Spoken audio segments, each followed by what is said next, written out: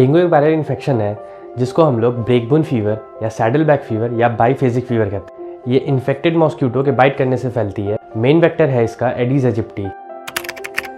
Dengue fever is caused by dengue virus. Dengue virus 4 type का होता है, from Den 1 to Den 4। 5th serotype is recently reported in Bangkok. Den 2 serotype is most dangerous.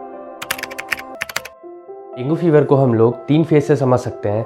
पहला है febrile phase, दूसरा है critical phase और तीसरा है रिकवरी फेज। सिम्टम्स जैसे कि high fever, headache, pain behind the eyes जिसको हम लोग रेट्रो ऑर्बिटल पेन भी कहते हैं। इसके अलावा जॉइंट पेन या मसल पेन। दूसरा है क्रिटिकल फेज। जब बुखार कम होता है तो क्रिटिकल फेज देखने को मिलता है। क्रिटिकल फेज में सिम्टम्स जैसे कि रैश या फिर हेमोरेजिक मैनिफेस्टेशंस देखने को मिलते हैं।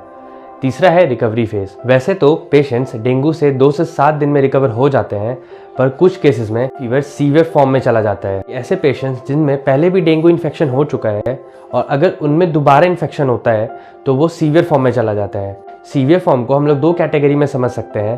पहला है डेंगू हेमोरेजिक फीवर और दूसरा है dengue shock syndrome.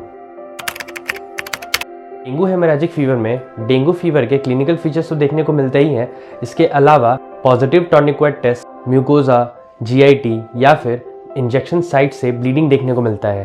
Thrombocytopenia with more than 20% drop in haematocrit. अब बात करते हैं डेंगू शॉक सिंड्रोम के बारे में। डेंगू शॉक सिंड्रोम में डेंगू हेमोरेजिक फीवर के सिम्टम्स तो देखने को मिलते ही हैं। इसके अलावा सर्कुलेटरी फेलियर भी देखने को मिलता है, जैसे कि narrow and week pulse pressure and hypotension.